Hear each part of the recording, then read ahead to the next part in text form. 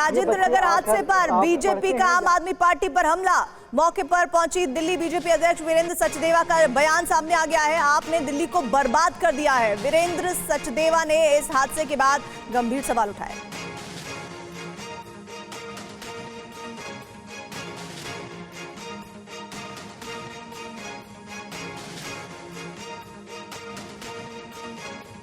जांच होनी चाहिए। आतिशी अरविंद केजरीवाल इनकी सरकार के भ्रष्टाचार की जांच होनी चाहिए। दिल्ली नगर निगम पे भ्रष्टाचार की जांच होनी चाहिए कि क्यों नालों की सफाई नहीं हुई, उसकी जांच करवाएंगे। ये चोरी ये कर रहे हैं, भ्रष्टाचार ये कर रहे हैं, नालों की सफाई ये नहीं कर रहे। दिल्ली की जनता को मरने के लिए छोड़ दिया। छोटे छोटे बच्चे बिजली के करंट और पानी के जल भराव के कारण जा रहे हैं। कितने घरों का ये नुकसान कर रहे हैं, इनको अंदाजा ही नहीं है कि दिल्ली को बर्बाद करके रख दिया इन्होंने। जाँच करेंगे ये लोग। अभी हमारे पास जानकारी आई है, जिस जानकारी में ये पता चला है रजनीश कि दिल्ली के जो रेवेन्यू मिनिस्टर हैं आतिशी, वो ये कह रही हैं कि इस पूरे मामले में 24 घंटे में मजिस्ट्रेट जांच बिठाकर जानकारी सामने आनी चाहिए। लेकिन उनका ये कहना है कि बेसमेंट में पानी भरने की वजह से जब बहुत तेज़ बारिश हो रही थी तो बच्चे वहाँ फंस गए थे और वहाँ पर अचानक से ऐसे हालात बने कि एक छात्र की, अभी तक उनके पास शायद एक का ही आंकड़ा होगा, 2 छात्राओं की मौत हो गई। लेकिन बारिश हो रही थी, ये बात मैं नहीं समझ पा रही और शायद ये जांच का विषय भी है कि इस बारिश में, जब इतनी तेज़ बारिश है तो ऐसे बेसमेंट में जहां पर धीरे धीरे ही सही पानी भर रहा होगा, तो बच्चों को निकलने के बारे में किसी ने नहीं कहा या अचानक से वहां पर बाढ़ जैसे हालात बन गए और बहुत फोर्सफुली तरीके से पानी अंदर गया और फिर करंट फैल गया और ऐसे में मौका नहीं मिला बच्चों को कि वो बाहर आ पाए। देखिए, ये बात किसी को समझ में नहीं आ रही कि आखिर बारिश का पानी बेसमेंट के भीतर कैसे चला गया। बेसमेंट जो मैं यहाँ से देख पा रहा हूँ, चूँकि पुलिस के लोग और जो अधिकारी हैं वो हमें आगे नहीं जाने दे रहे हैं, लेकिन जो चीज़ें मैं यहाँ से तस्वीर के रूप में देख रहा हूँ, बेसमेंट काफ़ी भीतर है, काफ़ी भीतर। मतलब ये जो ग्राउंड फ्लोर आपको नज़र आ रहा होगा, जो धुंधली तस्वीर आपको दिख रही होगी दूर से, ग्राउंड फ्लोर के बहुत आखिर में जाने के बाद सीढ़ियां हैं बेसमेंट में जाने के लिए। और बारिश इतनी भी तेज़ नहीं हुई थी और बारिश का जो डायरेक्शन ऐसा नहीं था कि वो सीधे इस बिल्डिंग के भीतर की तरफ पानी चला जाए। तो अचानक पानी वहाँ कैसे चला जाएगा, और पानी अगर धीरे धीरे जा भी रहा है तो बच्चे सचेत हैं, वो बड़ी उम्र के बच्चे हैं, वो उस खतरे को भाप कर बाहर निकल सकते थे। लेकिन अचानक पानी कैसे चला गया? एक प्रत्यक्षदर्शी से जब मैं बात कर रहा था तो उनका ये कहना था कि गेट टूट गया और अचानक से पानी का बहाव बहुत तेजी से अंदर गया और अचानक ही कुछ ही सेकंड में पानी बहुत ज़्यादा बढ़ गया। एक यहाँ पे स्थानीय, आप स्टूडेंट हैं? जी, मैं स्टूडेंट हूँ। ये कैसे पानी अचानक कैसे चला जाएगा? मतलब बारिश हुई थी, कम समय में ज़्यादा बारिश हुई थी, करीब 100 सेंटीमीटर रेनफॉल से ज़्यादा ही हुआ होगा। तो रेनफॉल हुई थी और यहाँ पे वाटर लॉगिंग की इशू है।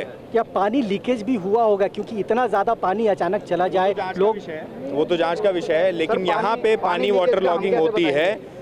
ये कंजस्टेड एरिया है और कंजस्टेड एरिया की मॉनिटरिंग ऑब्वियस है कि वहाँ पे हाईली मॉनिटरिंग की ज़रूरत है। ये कंजस्टेड एरिया, यहाँ पे स्टूडेंट मंथली बेसिस पे आते हैं, यहाँ पे बैचेस रीलॉन्च होती रहती हैं। पहले इस तरह की शिकायतें आप लोगों ने देखी अभी किया है? क्योंकि बारिश में तो हमेशा ऐसा होता है। सर, पहले नहीं, डेली होती हैं।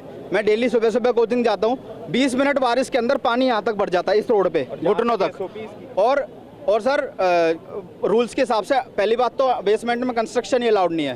पहले इन करप्ट नेताओं ने कंस्ट्रक्शन अलाउ करी, उसके बाद सवाल पूछने पे हमको धक्का मार के भगा रहे हैं इन नेताओं के जो चमचे आए हुए हैं साथ। ये अंदर कितने स्टूडेंट फंसे हो सकते हैं? 2 मौत की जानकारी कैसे पता होगा सर? हम तो स्टूडेंट हैं। कोई जानने वाले हैं? सर, पहली बात ये है कि जैसे कि ये अंडरग्राउंड कोई जानने वाले अंदर फंसे? नहीं सर, हमारे कोई जानने वाले अभी नहीं है सर। हमारे तो स्टूडेंट बढ़ता है तो हमारे को दुख नहीं होगा? कल वहाँ पे पटेल नगर में एक इलेक्ट्रिक शॉक से मर के बच्चे की डेथ हो गई, यहाँ पे ही हो गई। कल को हम पानी से यहाँ पानी हमेशा जमा होता है, इसकी शिकायत हम लोगों ने कभी की? सर, बिल्डिंग ओनर, हमने सर वहाँ पे कूड़े की शिकायत करी थी दुर्गेश पाठक को। रेंट खाने की जिसे आदत होती है ना 30 तारीख को, वो दूर तक नहीं सोचता। देखिए, स्टूडेंट बहुत आक्रोशित है और बार बार इनका यही कहना है कि शिकायत की गई है। ये पानी की समस्या पहली बार की नहीं है, बारिश पहली बार नहीं हुई है, लेकिन ये जो ऑनर्स हैं वो इस पर ध्यान नहीं देते हैं और सीधे सीधे जो करप्शन की बात सामने आ रही है, एमसीडी की इसमें बड़ी भूमिका है, वो कहीं ना कहीं उभर कर सामने आ रहा है। जी सर क्या कहना चाहिए? एक ये अंडरग्राउंड फैसिलिटी ये है, जरूरी इसके अंदर नहीं कम से कम 100 है। 150 कुछ बच्चे, reaction 120 जा रहे हैं, बच्चे इसके अंदर सुन बैठते लेते हैं। हैं। सिर्फ एनडीएमए के एक्ट के हिसाब से ऐसी फैसिलिटी अलाउड नहीं है। अगर तुम कानून को, लॉज को दायरे पे रख के अगर तुम बना भी रहे हो कुछ ऐसी फैसिलिटी, तो उसके अंदर एग्जिट एंट्रेंस कितने, सिर्फ एक एग्जिट थी, उसी में से एग्जिट, उसी में से ही एंट्रेंस, उसी में से ही पानी भरा और सारे वो जो बच्चे थे वो ड्रॉन हो गए। अगर 2 एग्जिट भी होते, कोई बैकडोर फैसिलिटी होती है एग्जिट की या एंट्रेंस की, आज ये ड्रोनिंग से हुआ है, ये फायर से भी हो सकता था। इट वॉज डिजास्टर अवेटिंग, बस ये आज हुआ है। ये और भी इंस्टीट्यूट हैं जहाँ पे बेसमेंट में बच्चे रहते हैं। ऐसे बहुत सारे इंस्टीट्यूट है, लगभग इंस्टीट्यूट है जिनकी अंडरग्राउंड फैसिलिटीज़ है, जिसमें किसी में टेस्ट होते हैं, किसी में लाइब्रेरी है। और ये इंस्टीट्यूट के ही नहीं है, प्राइवेटली जो ओनर्स हैं यहाँ के, उन्होंने भी अंडरग्राउंड फैसिलिटीज़ बना रखी हैं, उनका भी सेम यही हाल है। एग्जिट एंट्री को लेकर कोई ऐसा कोई नियम? सिर्फ एक कंजेस्टेड एंट्री होती है, उसी से ही एग्जिट होती है। अगर बाई चांस अगर रेस्क्यू टीम को भी निकालना पड़ गया तो वो भी नहीं निकाल सकते, इतना बुरा हाल है। किसी भी आपके अंदर, किसी भी फैसिलिटी के अंदर आपको 2 एग्जिट एंट्री उसमें नहीं मिल सकती। एनडीएमए का एक्ट इन्होंने बिल्कुल मतलब कि यहाँ तमाम तरह के नियमों की अवहेलना होती है, उल्लंघन होता है, सिर्फ पढ़ाई के नाम पर पैसे कमाए जाते हैं, ये आरोप है आपका? बिल्कुल बिल्कुल बिल्कुल। कार्डबोर्ड के रूम बना देते, यहाँ पर कार्डबोर्ड के रूम बने हुए हैं बेसमेंट में, आप जाके देख सकते हैं। यहाँ पे बेसमेंट, इवन स्टूडेंट भी यहाँ रहते हैं, यहाँ पे बेसमेंट में। लाइब्रेरी अकेली ही नहीं है, स्टूडेंट भी नीचे बेसमेंट में रहते हैं और उसी में ही वॉशरूम होता है, एक एग्जॉस्ट फैन तक की उसमें।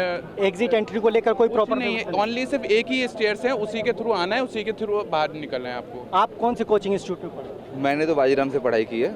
और किस तरह की समस्या है यहाँ पे राउस के अलावा बाकी जगहों पे? क्या इसी तरह लगभग हर लाइब्रेरी और हर दूसरी बिल्डिंग में कोई ना कोई लाइब्रेरी बनी हुई है, और किसी भी लाइब्रेरी में अगर आज आग लग जाए तो 2-4 बच्चे से ज़्यादा कोई बाहर नहीं निकल पाएगा।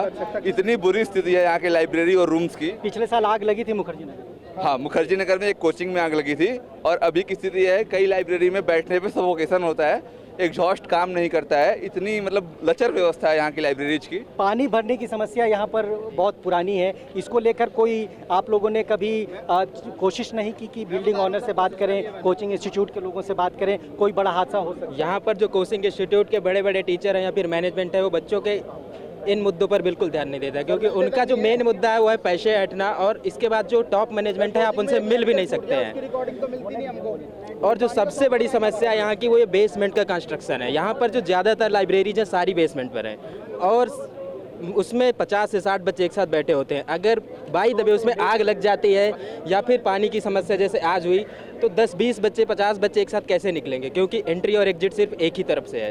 तो ये कंस्ट्रक्शन बंद होना चाहिए। सबसे पहले लाइब्रेरी जितनी भी बेसमेंट पर है उनको सीज किया जाना चाहिए, और कोई भी बच्चा वहाँ अंदर। आप क्या कहते हैं?